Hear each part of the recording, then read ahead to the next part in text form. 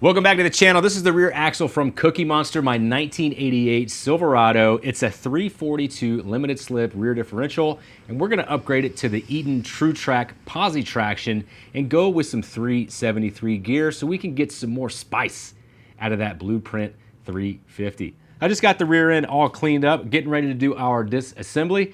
We'll hopefully be able to get this thing put back together by the end of this weekend.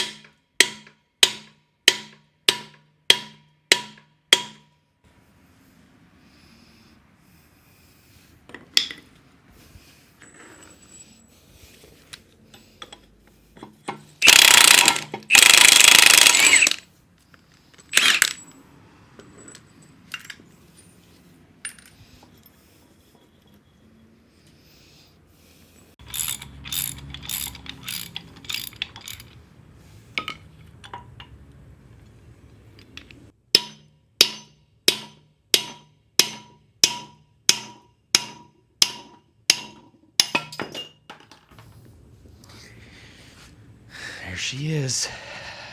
There's a lot of metal shavings in here. I don't know if you could see it on camera. There's some parts of the gear set that were starting to get chewed up. Yep, there you go. Something got in there. Started chewing these gears up.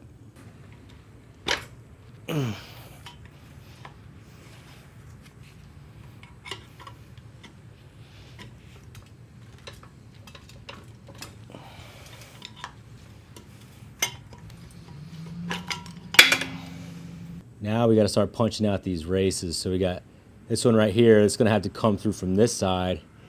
And then there's one on the inside. And you can't see it, but there's like a little spot where you could put a punch on either side of that race. Oh, made a mess. All right.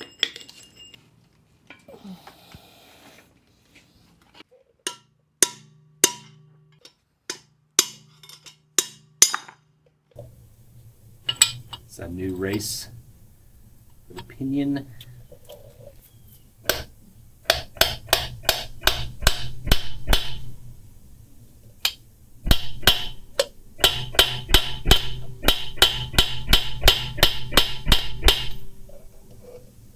You can peek in here and see this is the race. I just flipped the housing over and you can see that it's fully seated on that lip right there. So that is good to go. And I know some of y'all are wondering, well, why didn't you flip that tool around and put the bearing race in this way? Well, that's because there was an interference with this tool, this install tool, and the bearing race. If I had done that, this edge would have caught the middle part of the race and would have marred it. So flipped it over, just used this side, worked just fine. So don't worry about it, it's all good. Here's what I'm talking about. See how this doesn't fit in all the way. So there would have been, it hits right here in the middle of the race, so it would have jacked this surface up, which would be no good for bearings. Now on the one we're gonna install, see, this is the proper way. It fits in nice and tight. So we'll be good.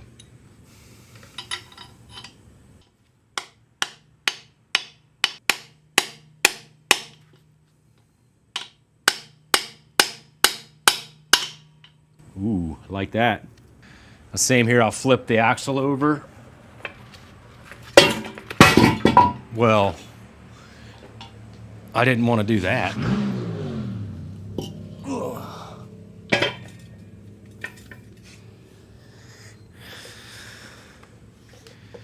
And double check down in there. Yep, we are all the way to the surface. Okie dokie, had to do some thinking ahead here, which is something that is very out of character for me.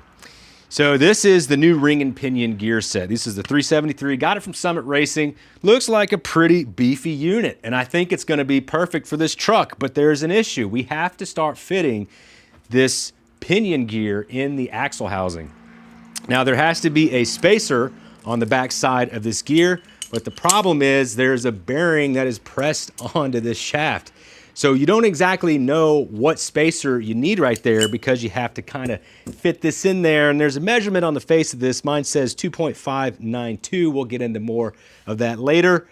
So you kind of got to take it in, take it out, play around with the spacers. But if you got a bearing that's pressed on, that could be a potential issue. So what I had done was went ahead and ordered a completely separate pinion bearing so I can waller this out with a carbide bit, slide that sucker on there. Then this is the pinion gear from, or the pinion bearing from the original ring and pinion set. So I'll be able to waller this out, and this one goes on this collar right here.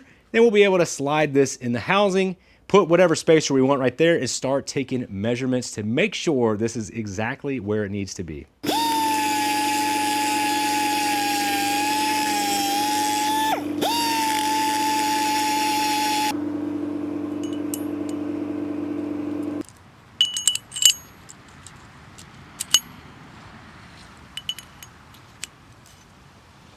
So we're looking for.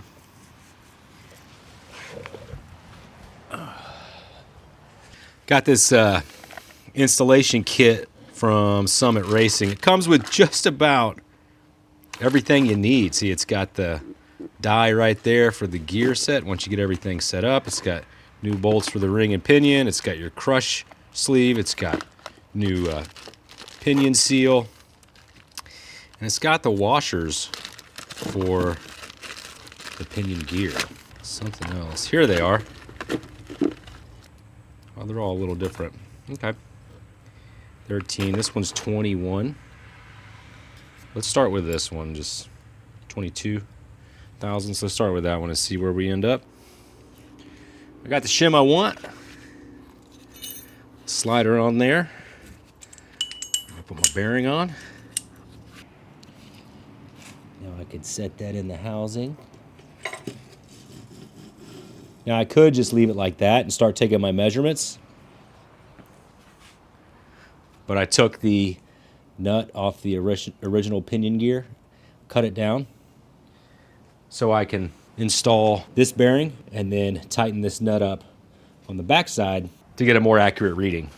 There's our pinion gear in there, nice and tight, no slop. So this measurement, this 2592, is the reference from this surface right here, which is basically where the bearing caps go, to the face of this gear. So it has to be 2.592 inches from the surface of this to the surface of that. So what we could do is we could put a nice rigid piece of metal here, make sure it's flat on there. I cleaned off the edges already with a wire wheel, made sure there was nothing in the way. So we're gonna put our caliper here and we're gonna zero this out. All right, so we're zeroed out on our caliper from the top of this piece of metal to this surface. So now we have our shim mounted already, and we're going to see where we're at with measurement. 25975. So I think we got to be a little bit closer. Let's see how close we can get to 9.2. So what I'll do, I'm going to try this one here. I've been kind of messing around with this a little bit, just trying to get the right sequence here. This is kind of tough to do. Everything's moving. Anyway, decided to clamp it down, getting a lot more accurate measurements here. So if I zero out our caliper on that bearing surface, right? Just got to find the shortest distance, zero it out. Now, I think this shim is the one that's going to do it for me. So what I did was dropped her all the way down, 2594. Okay. Back to 26. 25925. Oh, dude. What's the measurement? 2592. That was a 25925. Holy cow. That took a minute. But, all right, I'm going to throw this shim on with our other shim and see if that fixes, or see if that gets us to where we need to be. Woo!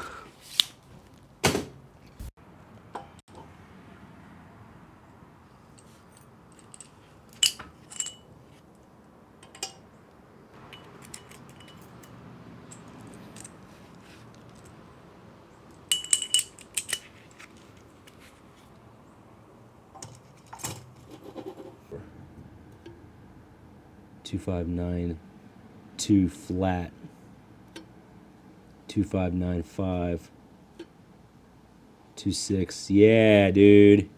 2,593, 2,595. All right, I think that's it. Well, that took a minute, but now we can permanently install our new bearing and get this pinion gear in the axle housing.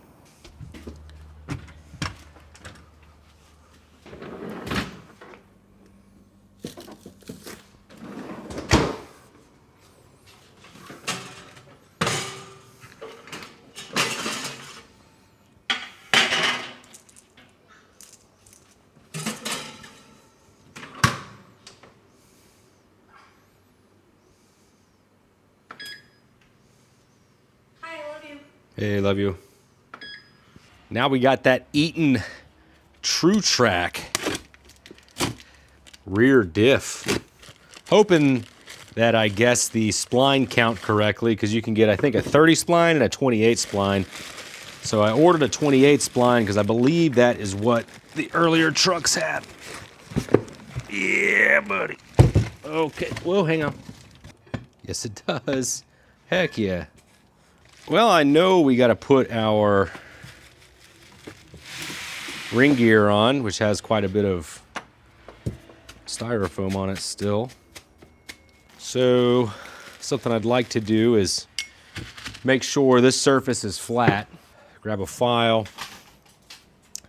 I'm sure it's fine, but if there's any deburring from the manufacturing process, might as well get rid of it now.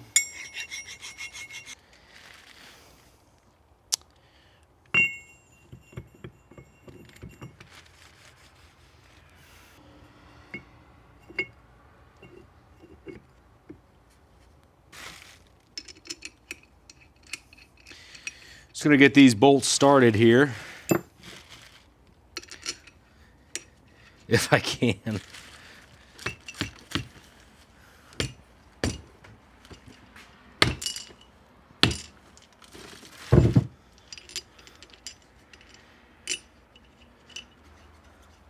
Reverse thread, that makes more sense. Let's go ahead and put 2 more in.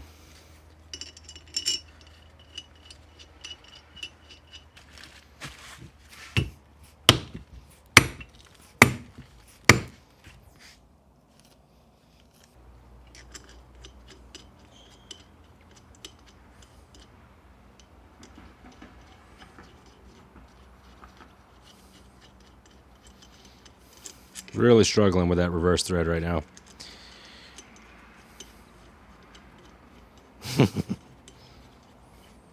Got a piece of square tubing here. Maybe if I wrap the end in a towel, shove it in this opening.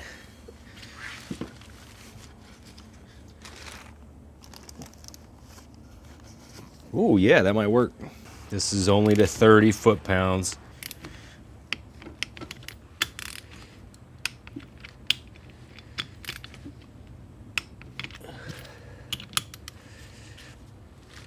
$65. Oh, that's easy, yeah.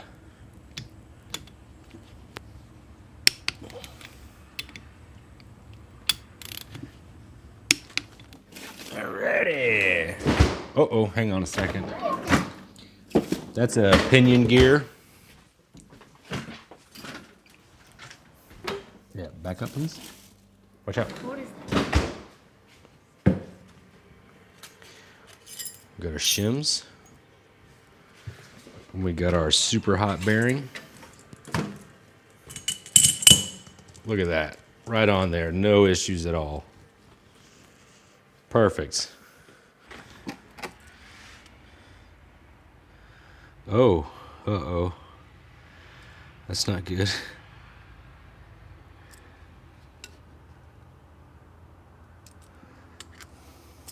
.622.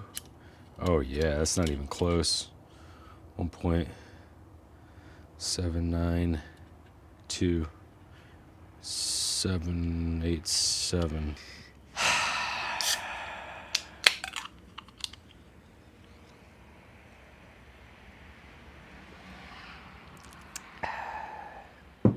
Well, I goofed up again. Not a surprise. Happens literally all the time. So, for whatever reason, I thought that Eaton True Track rear end differential was going to act like a Posi Trac rear end. But once I got the unit out of the box, I was looking at it, and just by the way it looked, it didn't seem like it was going to act like a Posi Trac unit. And also, the bearings that go on either side of the unit didn't fit. So, hopped back on the interwebs, looked up the part, did some more research, and it is, in fact, another limited slip rear end differential. So sending it back, got a Posi Trac on order from Summit Racing. It'll be here in a couple of days. Unfortunately, I don't think this video is going to make it out on my normal posting schedule, which I try to post every Monday. But when you run into issues like this and you got to wait for parts to come in, it's just a part of it. I know you guys and gals know exactly what that's like. So that's pretty much it for right now. I'll catch up with you guys in a couple of days. Dag nabbit.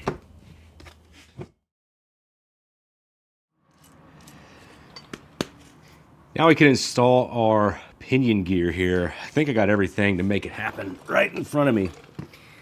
I'm just gonna lube this up a little bit just so that whenever we do start it, it's not completely dry. Slide on our crush sleeve. Okay, I got my new bearing right here. Again, we're gonna lube this up a little. Just throwing some gear oil on it. Place it in there.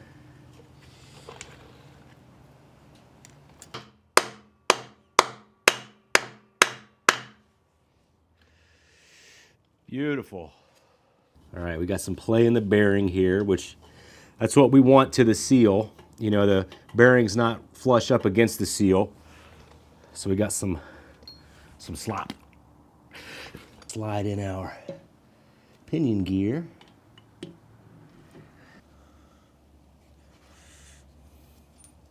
And then went ahead and put some RTV sealant on the splines of the yoke and on the washer.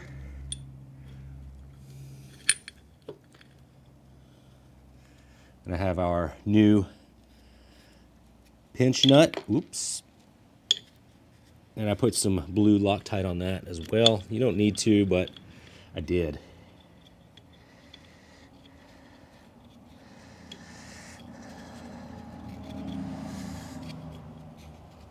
Okay.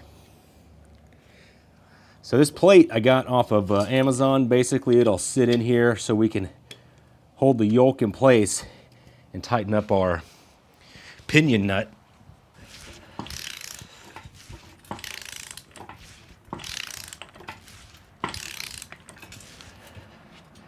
Here we go.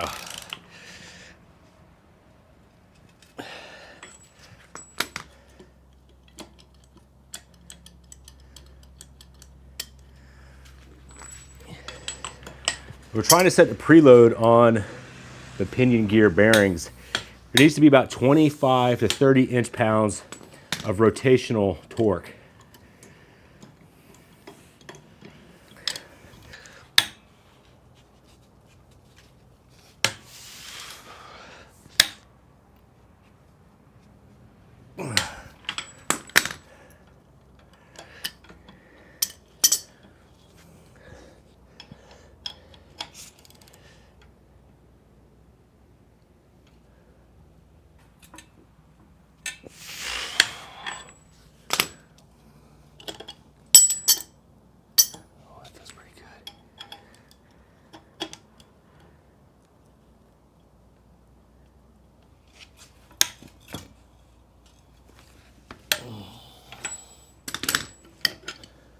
Okay, I think that's it.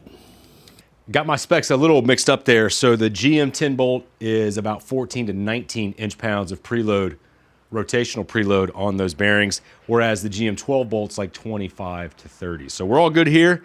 Time to move on to the next step. Got that new Posi Trac in from Summit Racing. They ship stuff so fast. It's like the Amazon of parts stores, man. It's awesome. Anyway, torquing this sucker down, put some red Loctite on these bolts. Just shoved a breaker bar in the windows here. Yep. Did a two-step torque spec. I just went to 30 at first, and then now I'm finishing up with 65. But that is what I'm looking for right now. Also had to order new bearings. The OD is a little oversized. Sorry, the ID. I don't know what I'm talking about. Also had to order new bearings. A Summit Racing provided the part numbers, so I got all these, but the ID is a little bigger, so I'm thinking it's a little beefier.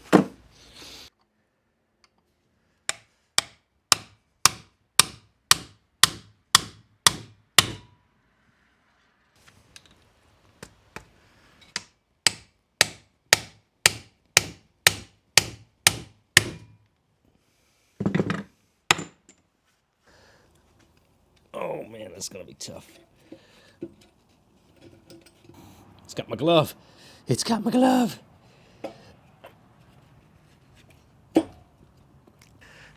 Okay, so we're gonna push these races over.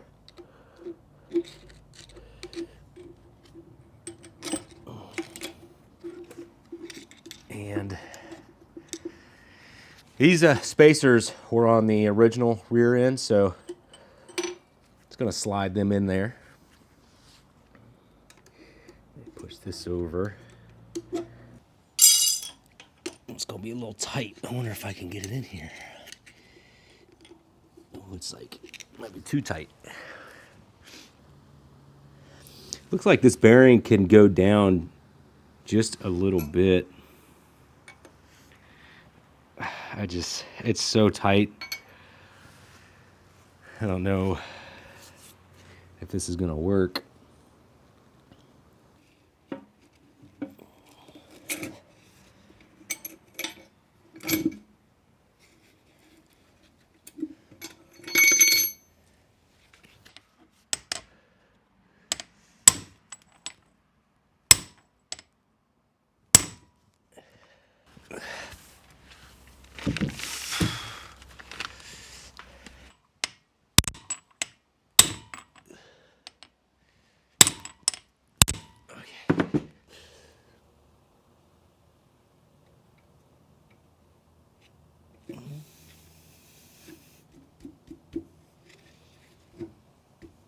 Oh my gosh, are you serious?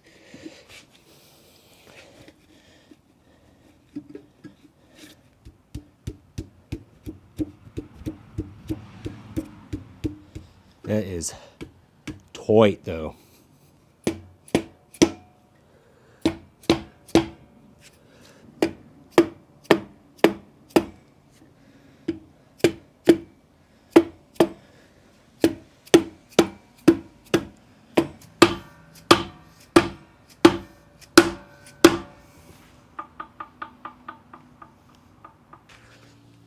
Well, she is tight in there. But she's in there. So now we're going to check our backlash. Putting the bearing caps on. Now these bearing caps, this is the right one that came off the right side. This is the left one that came off the left side. It's probably good practice to do that.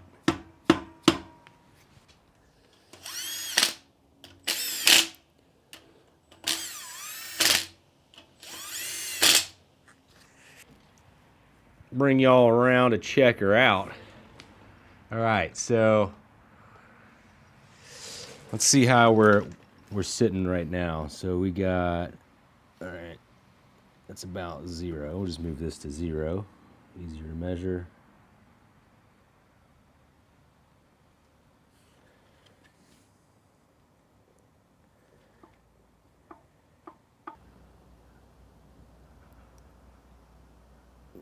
I think we're there, dude. So the specifications called between like 7 and 9 thousandths backlash, and we're like right at 9.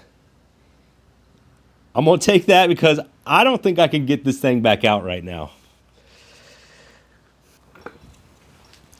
Okay, now it's time to check our tooth pattern here.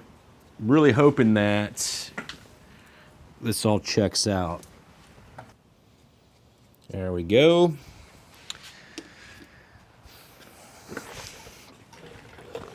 That stuff came with the kit, so very handy.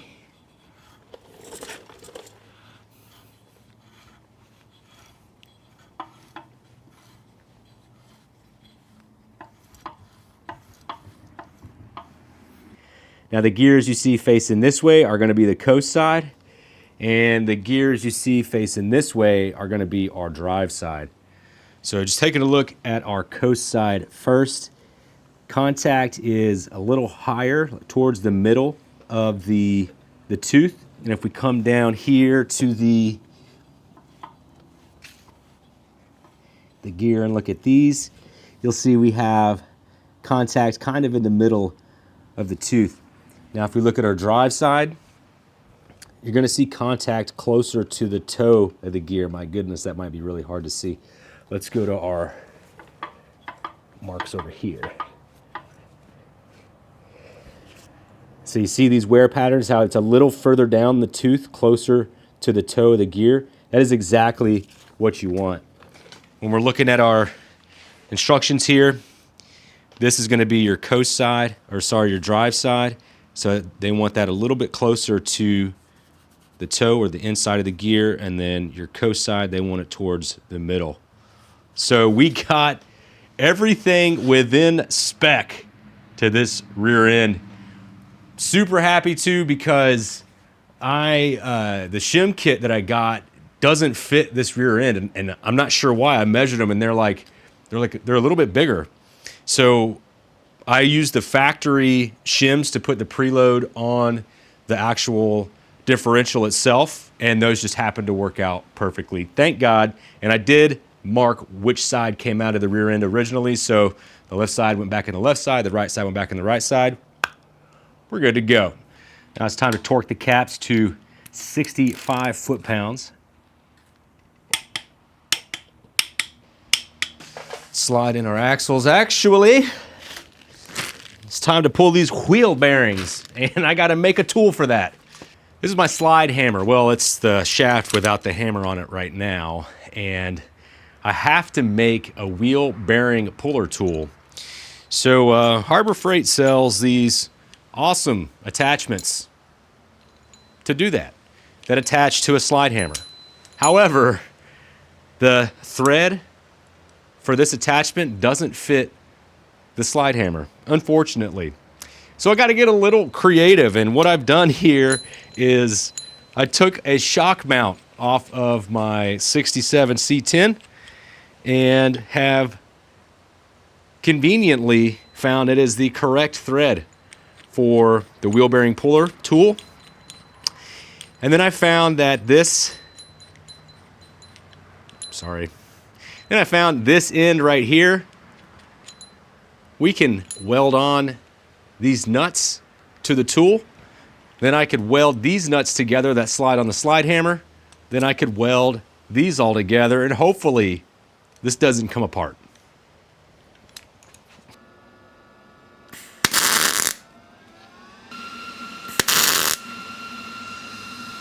All right, let's burn her together.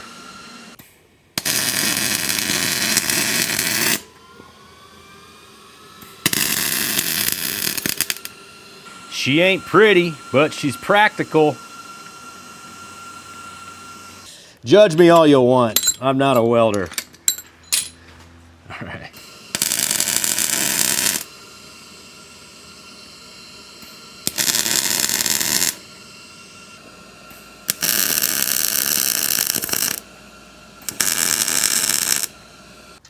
There we go.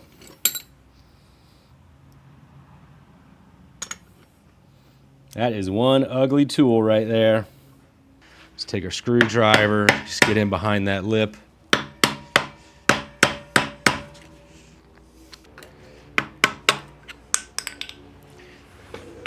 There we go.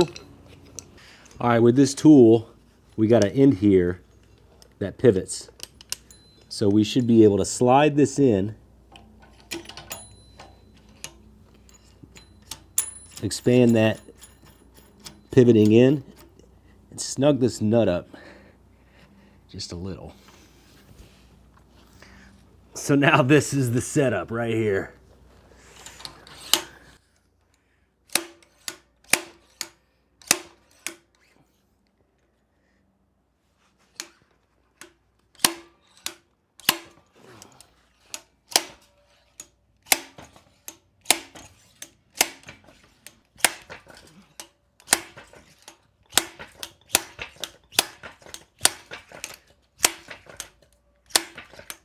Yeah.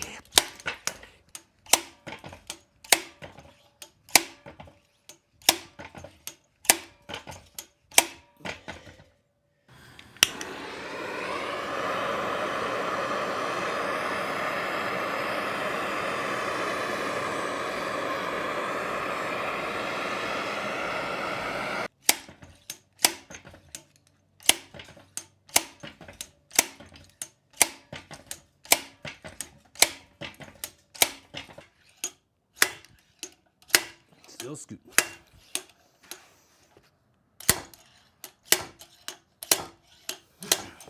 Nope. Not budging. Well, at least I know my tool is working just fine, even though this weld is terrible and full of porosity and all that stuff. It doesn't matter. Might need to get a bigger slide hammer. Well, just trying out a new contraption here. Got string tied to my slide hammer. Gave her a couple of test swings off camera just to have a little proof of concept. And oopsie, I broke the wheel bearing. So safety glasses on.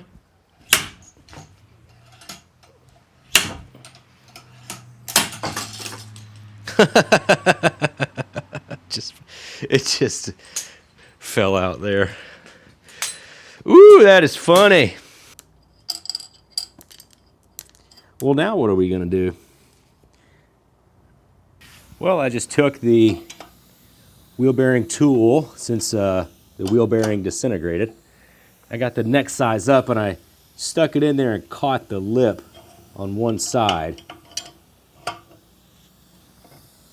I'm gonna see if this gets me anywhere.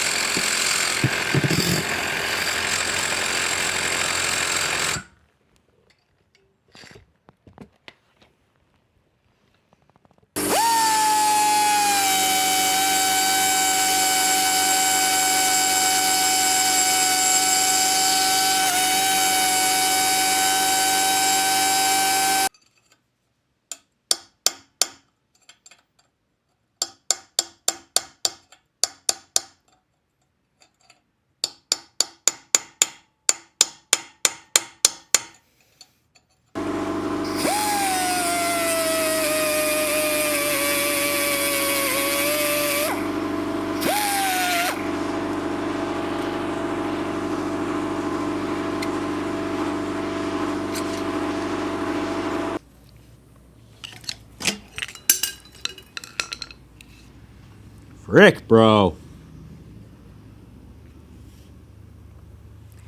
Made a mess in here. Well, I want to see if we can get a different result on this side. That'd be nice. All right, we'll put in our piece here. And this side, I think I'm gonna go ahead and put some heat on the outside.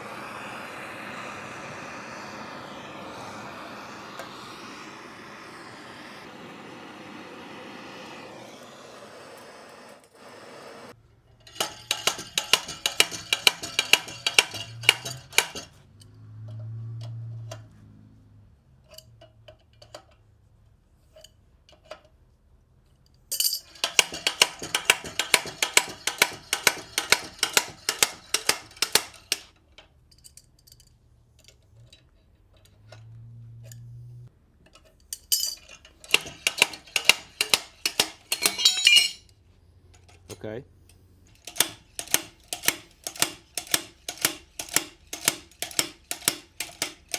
Yeah, buddy. Heck yeah. Can't win for losing on this one, fellers and fellettes. Here's our wheel bearing. Let's talk about this. This is the new one. Here's our axle shaft. See that? That is no good. It's not supposed to do that. I did check the seals. The seals fit, but now I have to order new wheel bearings. I double and triple check these, so maybe they're for a 30 spline axle and I got 28 spline axles. I don't know. I gotta order parts, man. I thought I was gonna finish this today. Just might. We'll see if local parts stores got them in stock. Dude, AutoZone came in clutch with some wheel bearings. Doing some deeper diving, found out I ordered them for a 9.5 inch rear axle. And I got an 8.5. And the funny thing is, I knew that. Anyway, here it is. Let's go see if it fits on the axle.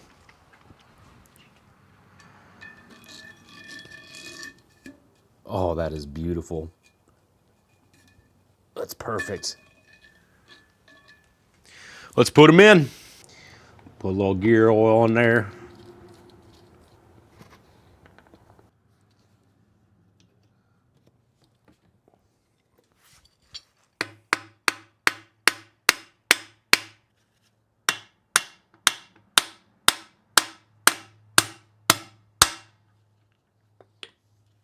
Throw in our seal.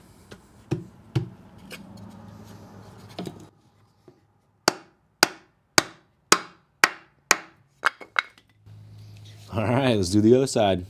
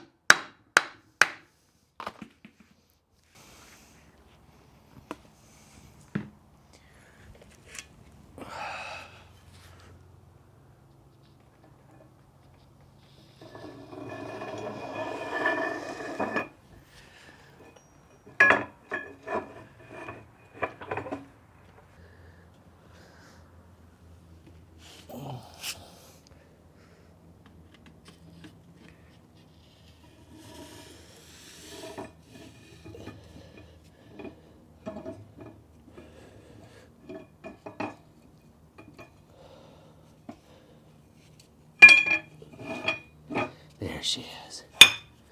All right. There they are. You see them down in there, the ends of the axles?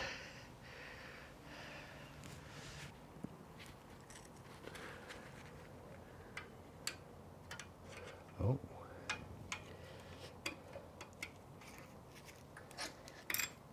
Is that one?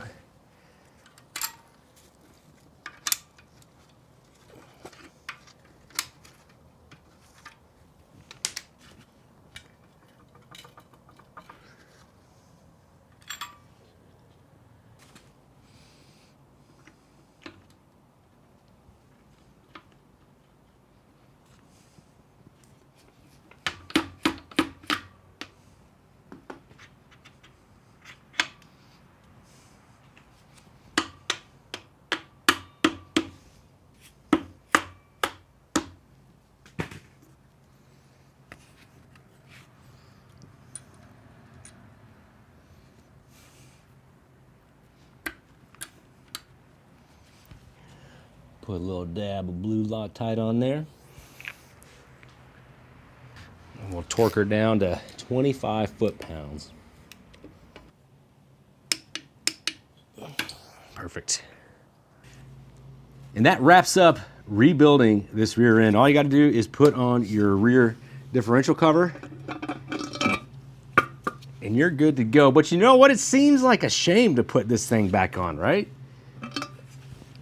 I mean, we did some fancy stuff in here. Went ahead and got this new diff cover from Summit Racing. It's an aluminum variety, and it has some bracing for the main caps. There are 2 bolts that run through that will put pressure on your main caps. So when you're putting down the horsepower, you're gonna be able to rest assured that your booty ain't going nowhere. Anywho's, I'm gonna hold off on putting this on because, as usual, I do things bass-ackwards here at Yeah Buddy Garage. Gonna take this over to Steven at Mirror Image Auto Body, and we're gonna blast this axle along with the frame and some other small parts, paint them, and then we can finally start putting some parts back on this truck. If you guys and gals enjoyed watching me struggle during this video, why don't you watch this one over here, or maybe check out some of the show coverage I do over there, or if you want to subscribe to the channel, that would be freaking awesome. As always, I appreciate you watching, and I'll see you in the next video. You think I broke that thing?